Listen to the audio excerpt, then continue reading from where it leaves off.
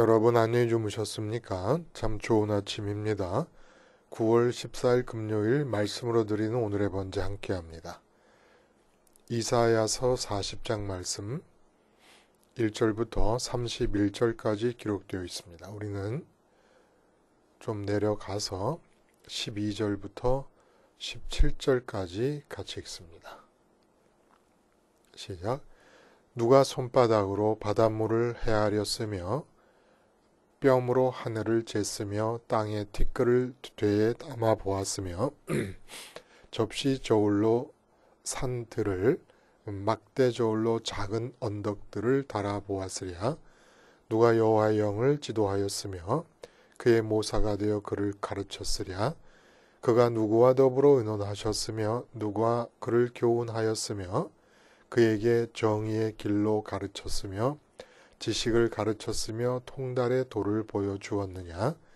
보라, 그에게는 열방이 통의 한 방울 물과 같고 저울의 작은 티끌 같으며 섬들은 떠오르는 먼지 같으리니 레바논은 땔감에도 부족하겠고 그 짐승들은 번제에도 부족할 것이라. 그의 앞에는 모든 열방이 아무것도 아니라 그는 그들을 없는 것 같이 빈 것 같이 여기시느니라.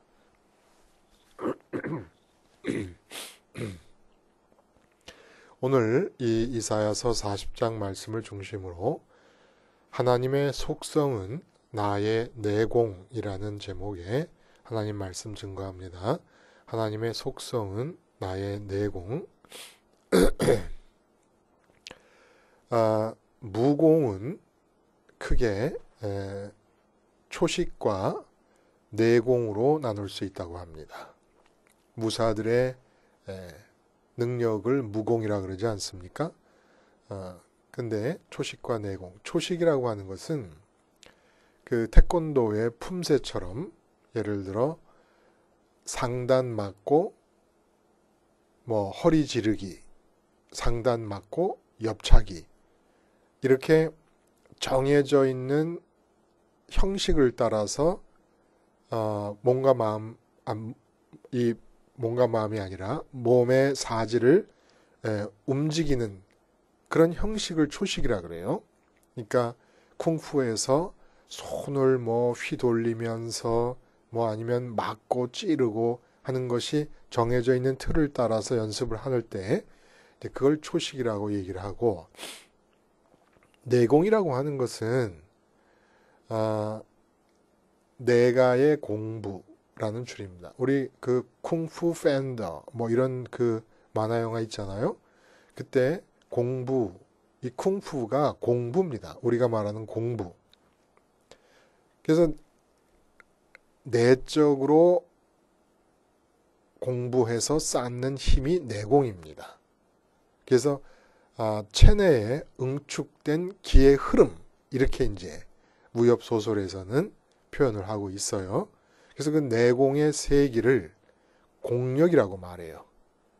그래서 이 공력의 정도를 나타내는 단위는 이 내공을 쌓아온 횟수로 나타내기도 합니다. 만약에 10년간 내공을 쌓았다 그러면 10년의 공력이 그 몸 안에 있는 것이고, 60년이다. 그럼 60년을 갑자라 그러잖아요. 60년 갑자.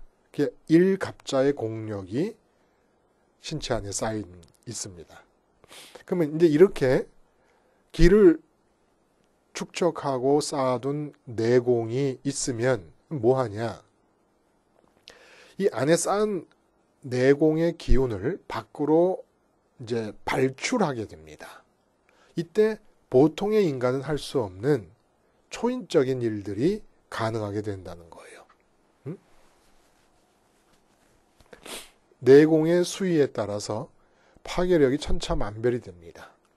예를 들면 상대방이 막 조그만한 표창들을 아니면 독침들을 무수히 많이 이제 나를 향해서 쏜다. 그럴 때 한 1갑자 정도의 내공을 쌓은, 60년 정도의 내공을 쌓은 어떤 도인은 그 안에 있는 내공의 기운을 밖으로 뿜으면서 전신을 방어하는 방어막을 쳐버립니다.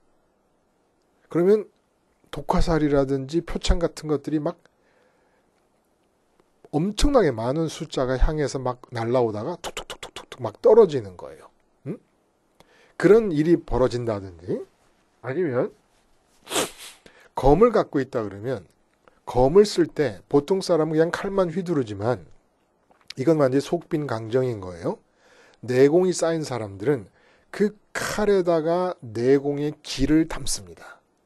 그러면 칼의 길이는 1.5m밖에 안 되는데 그 검기는 사방 20m를 내려치는 거예요, 다.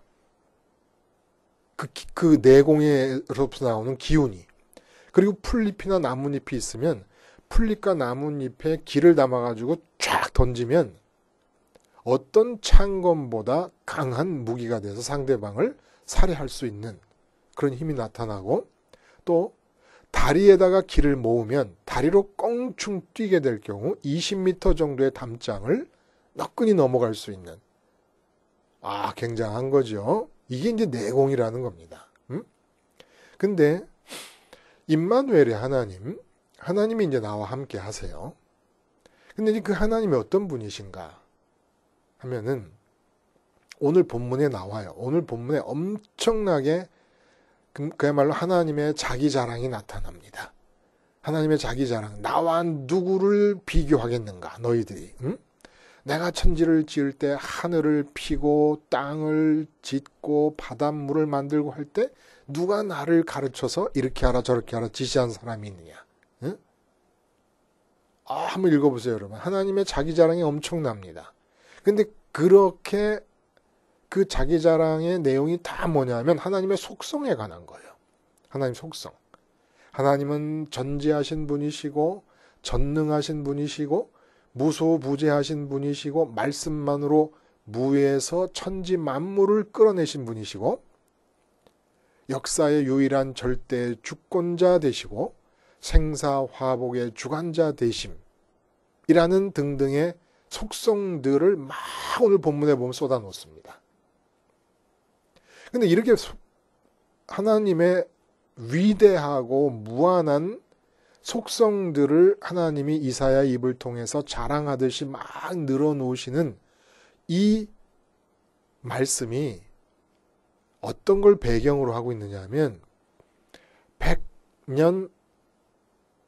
100여 년 이후에 이제 바벨론에 의해서 이스라엘, 남하고 유다가 멸망할 것, 그리고 포로로 잡혀갔다가 70년 만에 돌아오게 되는 것. 그러니까 지금 이사야 당대로부터 160여 년은 지나야 있어야 될 일을 내다보면서 예언적으로 하나님의 속성을 자랑하듯이 늘어놓고 계시는 겁니다. 그러니까 포로 귀환하는 당신의 백성들, 포로에서 해방돼서 돌아오는 당신의 백성들에게 이 얘기를 지금 하고 있는 거예요. 근데 이게 참 기가 막힐 노릇 아닙니까? 그렇게 위대하신 속성을 갖고 계셔서 전지하시고 전능하시고 당할 자가 없으시고 열방, 이 세상에 있는 모든 나라들을 통 속에 한 방울 물처럼 여기시는 그런 분이, 아니 왜 이 선민의 나라를 아무리 못돼 먹었다 그래도 다른 나라도 못된 건 마찬가지고 바벨론도 못된 건 마찬가지인데 바벨론을 통해서 망하게 하시고 포로로 잡혀가게 하셨다가 이제 포로에서 해방돼서 나오게 될 것을 예상하시면서 나오게 될 그 사실을 이 예언자에게 가르쳐 주시면서 그렇게 잡혀갔던 자들을 잡혀갔다 돌아오는 자들을 향해서 하나님의 위대한 속성을 이렇게 자랑하시느냐 이겁니다. 화나잖아요. 그러면 그렇게 위대한 속성이 있는데 나를 그렇게 내팽개치셨단 말인가, 이런 얘기 안 나오게 생겼습니까? 도대체 무슨 뜻이 담겨져 있는 것일까요? 응? 왜 갑자기 하나님은 160년 정도가 지나야 있어야 될 포로 귀환의 얘기를 하시면서 당신의 속성을 이렇게 막 자기 자랑처럼 늘어놓으시는 것일까요?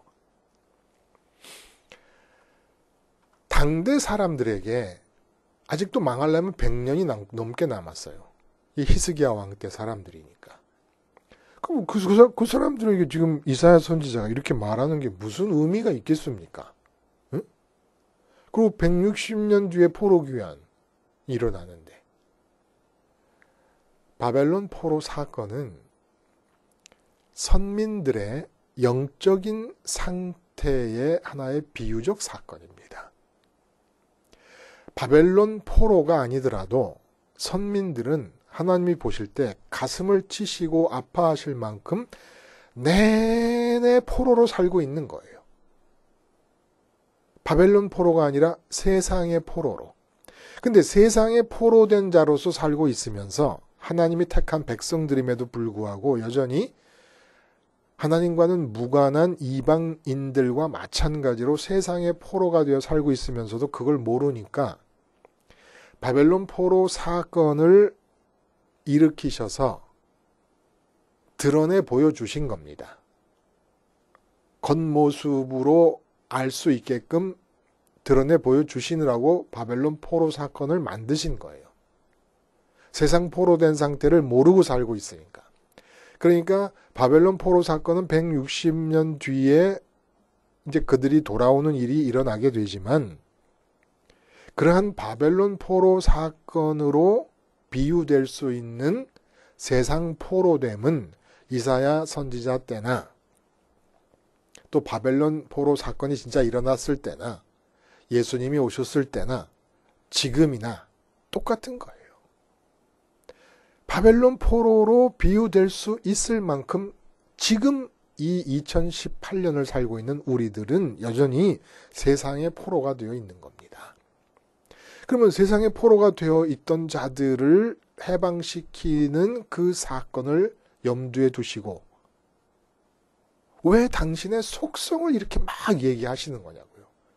세상 포로된 것과 당신의 속성과 무슨 상관이 있습니까? 어차피 당신의 위대하신 속성, 열방을 통 속에 물 한 방울처럼 여기시고 모든 정말 위대한 사람이든 벼슬 아치든 왕이든 그 모든 사람들을 풀의 꽃처럼 사막의 바람이 한번 불기만 하면 다 시들어 죽는 풀의 꽃처럼 여기시는 그런 분이 당신의 속성을 얘기한들 무슨 의미가 있겠어요? 어차피 포로로 잡혀가게 할 텐데. 그리고 이 위대하신 그러한 속성, 전능하시고 전지하시고 사랑이 많으시고 그런데 어떻게 내 삶의 변화는 정말 그렇게 인색하시냐 이겁니다. 내가 돈 없으면 조금만 그 능력에 1억 분의 1만 활용을 하셔도 내가 이렇게 돈 때문에 찌들리진 않잖아요. 내 육체에 병이 걸렸어요. 이까지 병, 그것이 암이든 의사들은 눈이 휘둥그레질 정도로 처음 보는 병이고 처음 보는 암이고 그나마도 어떻게 손도 쓸 수 없을 만큼 발전된 말기암이라고 하더라도 하나님의 그 창조적인 능력에 1억만 분의 1이라도 1억 분의 1이라도 아니 1000억 분의 1이라도 활용해 주시면 그까지 병 안 낫겠습니까? 이 전 우주에서 티끌에 티끌 같은 이 작은 몸에 생긴 병 하나. 근데 뭐 그렇게 인색하신지 몰라요. 근데 그렇게 인색하신 분이 뭔 자기 자랑을 이렇게 막 나는 전능하고 능력이 많고 무한하고 말씀만으로 천지를 다 만들어냈고 그 천지를 만들 때에 필요한 그런 지혜는 누구한테 빌려온 것도 아니고 배운 것도 아니고 나 스스로의 지혜로 한 것이고 열방이라고 대단한 나라가 있는 것 같아도 지금 미국과 중국과 일본과 러시아가 우리나라를 둘러싸고 있어도 그 나라들은 물통에 있는 물 한 방울에 지나지 않는 것들이다. 그 자랑하면 뭐해요? 활용을 안 하시고 내 삶의 변화를 가져다 주시질 않으시는데 왜 속성을 말하시는 걸까요? 왜 세상에 포로된 자들이 지금 겨우 풀려나고 있는 상황에서 당신의 속성을 자랑하실까요? 다시는 세상에 포로되지 말고 살라는 겁니다. 근데 우리는 세상에 내 삶의 여건을 변화시켜 주기를 바라잖아요. 예? 내 삶의 이 여건과 형편이 나아져야 행복하다고 느끼잖아요. 그러면 여전히 세상의 포로가 된 거라는 거예요. 세상의 포로가 안 되려면은 어떻게 해야 되느냐? 세상을 이겨야 돼요. 세상을 이긴다는 건 세상의 가치가 없어도 하박국 선지자가 6번 겹치기 없음을 얘기하지 않습니까? 응? 무화과나무에 열매가 없고 포도나무에 소출이 없고 밭에 곡식이 없고 외양간에 6번 없음을 겹치기 얘기를 해요. 그렇게 다 없어도, 그러니까 세상에서 좋다고 여기는 것 중에서는 아무것도 없는 거예요. 그래도 여호와 하나님만 있으면 기쁘다. 이게 세상을 이기는 거라는 겁니다. 이 세상의 포로가 되지 않는 거고, 내가 포도나무에 소출이 많아야 행복할 텐데 하고 전전긍긍하고 걱정 근심하고 있으면 이 세상에 포로된 거라는 거예요. 이게 내 자식이 잘 돼야 행복할 텐데 이게 세상에 포로된 거라는 겁니다. 그러니까 이 세상의 조건, 어느 삶의 영역이든지 간에 그 조건과 상황이 어떻게 되었든지 간에 나는 무조건 하나님으로 행복한 것, 이것이 세상을 이긴 것이고 세상에 포로된 것이고, 그래서 하나님 원하시는 건 우리가 세상을 갖기를 원하시는 게 아니에요. 세상의 조건을 변화시키기를 원하시는 게 아니라 세상으로부터 자유롭기를 원하시는 겁니다. 근데 이 세상으로부터 자유로우려면 뭐가 필요합니까? 내공이 필요한 거예요. 내공이. 세상을 변화시키려면 하나님의 능력이 발휘가 돼야 되는데 하나님은 절대로 당신의 능력을 가지고 당신의 속성들을 활용하셔서 내 삶의 변화를 개선시켜 주시고 변화시켜 주시는 일에 아주 인색하십니다. 근데 이렇게 속성을 계속 자랑하듯이 늘어놓으시는 이유는 내공을 기르라는 겁니다. 하나님이 말씀하시는 거예요. 나의 위대한 속성들이 너의 삶의 형편을 변화시키진 않아. 아직은. 왜냐? 삶의 형편을 변화시켜서 그것으로 좋아하고 그것으로 행복해하면 너는 여전히 세상에 종속되어 있고 세상의 포로가 되어서 살 수밖에 없으니까. 그러나 내가 나의 속성을 너에게 자랑하는 이유는 내 속성으로 너의 삶의 여건을 변화시키지는 않을 것이지만 내 속성이 너의 내공이 됨으로써 세상 형편이 어떻든 세상 여건이 어떻든 네가 진심으로 기쁘고 행복할 수 있는 사람이 되게끔 하겠다라는 것이 하나님의 속성을 자랑하듯이 늘어놓으시는 이유라는 겁니다. 그래서 예를 들어 3절부터 4절을 보면 골짜기마다 도두어지며 산마다 언덕마다 낮아지며 고르지 아니한 곳이 평탄케 되며 험한 것이 평지가 될 것이요. 하나님이 오시면 하나님이 내게 오실 때 하나님의 어떠하심, 하나님의 창조주 되심과 역사의 주관자 되심과 전능하신 그 존재가 내게로 올 때 그 하나님의 속성에 의해서 어떤 일이 일어납니까? 골짜기마다 골짜기가 깊은 골이 없어져 버려요. 산의 높이가 사라져 버려요. 그러니까 하나님의 그 속성이 그대로 유지되고 있는 가운데 하나님이 나한테 오시면 나한테서 나타나는 그 속성에 근거된 내공은 뭐냐? 인간 세상에서 낮아지는 것, 인간 세상에서 사람들이 낮은 자라고 여기는 것이 하나도 두렵지가 않고 인간 세상에서 높아지는 것이 하나도 바람직하지도 않고 이게 내공이라는 거예요. 하나님 나와 함께 하시면 내 마음에 내공이 생기는데 나도 낮아진 것이 두렵지 않고 높아지기를 바라지 않을 뿐만 아니라 세상 사람들이 낮다고 하는 사람을 낮게 보지도 않고 세상 사람들이 높다고 하는 사람을 높게 보지도 않는 거예요. 예수님이 빌라도 앞에서 보여주신 태도, 베드로가 사내들인 공회 앞에서 보여주신 그러한 태도, 사도 바울이 아그리빠 왕과 베스토 총독 앞에서 보여줬던 그 모습, 이거는 예의를 벗어나지는 않아요. 사도 바울의 베스토 총독과 아그리빠 왕의 모습, 베드로의 모습, 예수님의 모습, 무례하지 않아요. 그러나 그들이 하나도 대단한 존재로 마음에 느껴지지 않아요. 이게 내공이라는 겁니다. 근데 예수님이 빌라도 당신의 생사 여타권을 진 로마 식민지 종주국의 총독을 가벼이 여기시면서 창기와 세리는 그 당시 유대 사람들은 사람으로 취급도 안 했어요. 인간의 탈을 쓴 그냥 움직이는 생물이에요. 그들에게 당신이 십자가에서 죽으면서 이루실 생명의 역사를 전달해 주시고 사람들이 친구라는 별명, 그들의 죄인들의 친구라는 별명을 말할 수 밖에 없을 정도로 그들을 포용하고 끼워 안으십니다. 이게 내공이라는 거예요. 응? 사회적인 약자를 끌어안지 못하는 것은 내공이 없기 때문에 그러는 거예요. 속빈 강정이기 때문에. 또 5절에 보면은 풀은 마르고 꽃은 시나 5절부터 8절까지의 내용이 우리 하나님의 말씀은 영원히 서리라 하라. 하나님의 영원하심, 그 영원하신 하나님 나와 함께하면 내가 육체로 사는 기간 동안이라도 좀 100년, 120년, 200년을 살면서 좀 그래야 되지 않냐. 이거 원하시지 않아요, 하나님이. 33살에 죽고 50이 안 돼서 죽고 다 그래도 이 영원하신 하나님이 내 옆으로 오면 그 영원하심의 속성이 내게 어떤 내공을 뿜어내게 하느냐. 베드로의 감옥에 갇혔을 때 일을 한번 생각해 보세요. 내일 아침이면 헤롯 대왕이 끌어내서 목을 자를 겁니다. 잠이 와요?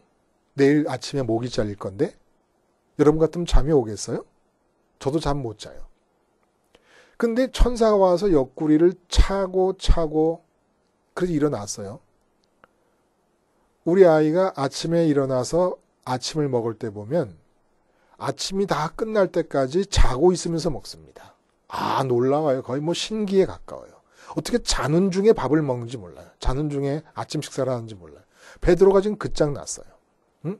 천사가 발로 차갖고 일어나가지고 데리고 나가는데 감옥문을 다 나와서 길거리에 나올 때까지도 자고 있었어요. 길거리에 나와서야 어이구 내가 깼네. 이게 꿈이 아니었구나.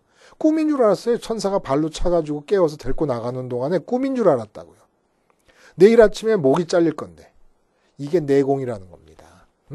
영원하신 하나님, 하나님의 그 영원하심의 속성, 그 속성을 가진 하나님이 나와 함께 하실 때 삶의 변화가 특별히 달라지는 거 없어요. 다른 사람 눈에 볼 때는 아무것도 달라지는 거 없어도 내 마음에 내일 죽는다고 하는 것이 잠을 못 자게 할 이유가 아닌 거예요. 이게 내공이라는 겁니다. 하나님이 원하시는 것은 보세요. 소련이 하루아침에 없어져 버렸어요. 그 대단한 소련이. 지금 중국, 미국이 대단한 나라 같고 일본이 까불고 러시아가 또 퍼뜩대고 있지만 그런 나라들 하루아침에 없앨 수 있어요. 근데 이런 나라들이 미국이 하루아침에 없어지고 중국이 하루아침에 없어지는 것보다 하나님이 더 큰 비교도 안 될 정도로 큰 기대를 갖고 기다리고 계시는 것은 우리가 내일 죽는다고 그래도 잠을 콜콜 잘 수 있는 그런 내공 있는 자가 되기를 기다리고 계신다는 겁니다. 하나님 그랬잖아요. 열방은 물통 안에 들어있는 한 방울 물이다. 그러면 이렇게 열방을 15절에 보라 그에게는 열방이 통에 한 방울 물과 같고 저울의 작은 티끌 같으며 이게 미국과 중국 그 옛날에는 아수르와 바벨론이 그랬었어요. 그러니까 아수르와 바벨론을 어떻게 생각하기를 바랬던 겁니까? 통에 한 방울 물이요 저울의 작은 티끌같이 여기길 바랬어요. 저울의 작은 티끌이라는 것은 무게에 전혀 영향을 못 준다 이런 뜻입니다. 하나님이 함께 하시면 막 이 남한국 유다가 징기스칸의 나라처럼 막 커지고 이러는 게 아니라 정말 조그만한 나라인데 그 안에 살고 있는 사람들이 하나님과 함께 하심으로써 한 사람 한 사람 아수르가 쳐들어온다 그런데도 아 물통에 물 한 방울이 까불고 있구나. 전부 이렇게 얘기하는 거예요. 이러길 하나님은 원하시는 거예요. 나라의 막 면적을 크게 하고 무슨 막 무기가 막 철기 무기로 무장하고 군사가 막 100만 200만 되는 그런 나라를 만들어 주시는 게 아니고 요거 강한 나라가 보면 한숨에 삼킬 것 같은데 하나님이 함께 하신다고 믿으면서 그 한숨에 삼킬 것 같은 나라 안에 살고 있는 사람들을 가만히 보니까 아니 아수르가 쳐들어온다 그러는데도 무슨 이 사람들은 자기 직장생활 그대로 다 하고 있는 거예요. 그리고 소풍 갈 사람 소풍 가고 예정대로 다 하는 겁니다. 응?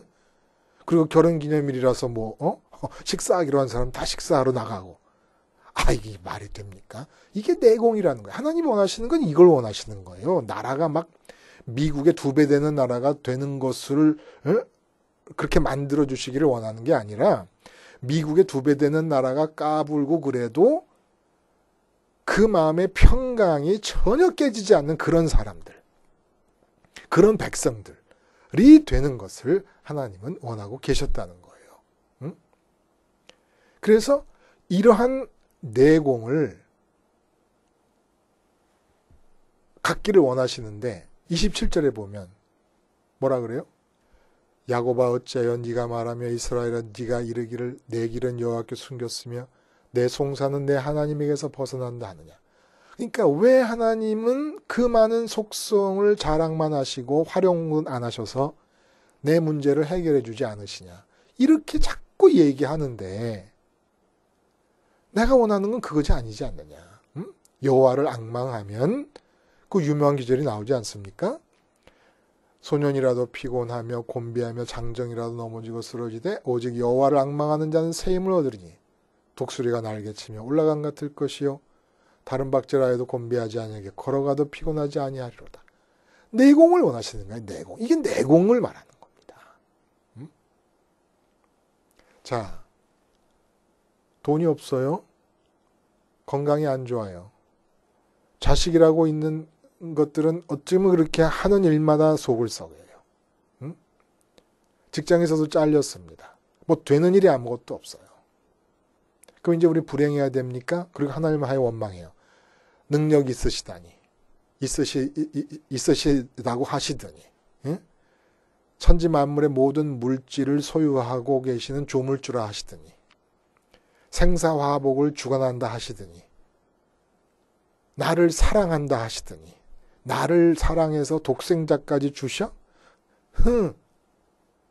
독생자는커녕 독생자 가치의 1억 분의 1, 100억 분의 1, 1조 분의 1이라도 날 주셨으면 내 형편이 이거보다 나을 텐데.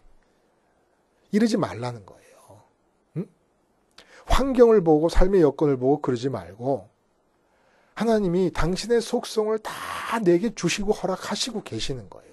단 내 삶의 여건을 바꾸는 데 쓰지 않으시고. 왜냐하면 삶의 여건을 바꾸어서 내가 좋아하면 그게 습관이 되면 끝까지 세상에 포로된 상태를 못 벗어나고 세상을 이기는 자가 못 되니까. 그 모든 위대한 속성을 다 줄 테니까. 그 속성을 근거로 내공을 쌓으라는 겁니다. 내공을.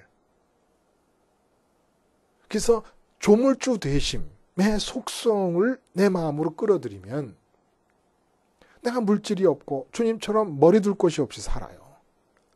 그래도 조물주 되신 분이 내 안에 들어오시고 그 조물주 되심의 속성이 나의 내공으로 변하면 머리 둘 곳 없어도 부족한 게 없는 겁니다. 부족한 게 없는. 하나님은 이걸 원하고 계시는 거예요. 나를 재벌되게 하시는 일이 하나님께 어려운 일이 아니에요. 그런데 하나님이 진짜 어려워하시면서 기대하시는 것은 네가 돈이 없는 지금 이 상황에서도 감사하고 기뻐하고 행복해 하느냐를 두고 보시는 거예요. 왜냐하면 조물주됨의 속성을 내가 너한테 주고 있으니까 그 속성에 근거되어서 제발 내공을 키워라.